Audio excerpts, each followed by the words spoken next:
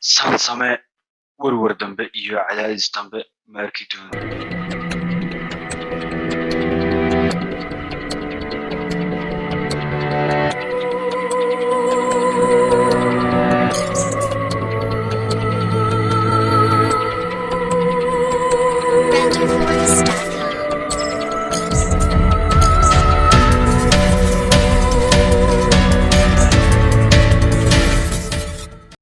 السلام عليكم ورحمة الله وبركاته. nolosheenii nolol maalmeedkeenii ayaa waxa uu noqday nolol maalin kaste aragta warwar badan yaal badan kaasoo ka iman kara xidhiidh aad leedahay amba ka iman kara shaqada amba ka iman kara waxbarashada. warwar badan dartii ayaa ay nolol maalmeedkaagii caadigaha ay saamaysay kaasoo welibana sii saamaynaya caafimaadkaagii. dariiqo raaci doonto insha allah. kaa kadib waxa ay ku qaadatay inaan qaab cilmiyeysan soo helo. qaabkana waxaa isticmaala jaynahaasoo markuu la dagaalamayo warwarka iyo cadaadiska badan ee marka dariiqada la isticmaalaya gacmaha weeyaan oo qura shantaada farood ayaa isticmaalaysaa. marka website la dhaho bright side ayaa waxa uu soo dhigay Japanese method 10 relax in 5 minutes.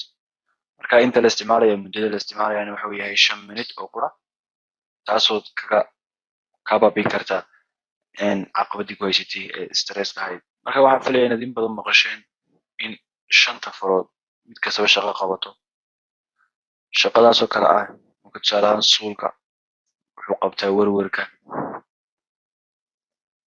moodisada waxay qabataa baqaha ama baqdinta,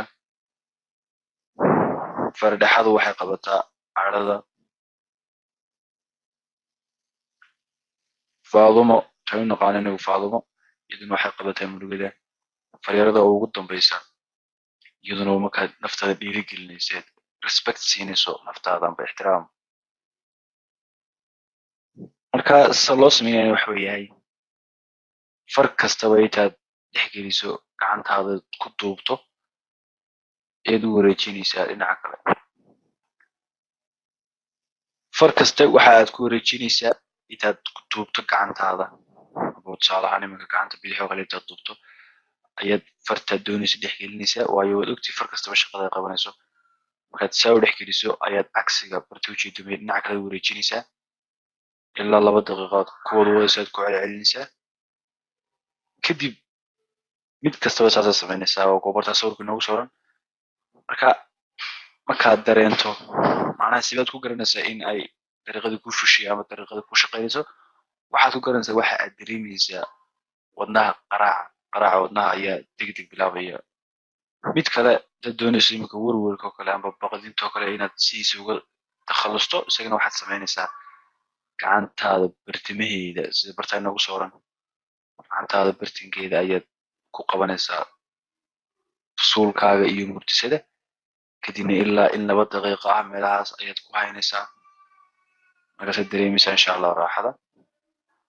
mar dambana isla maagi doontaan warwar dambe.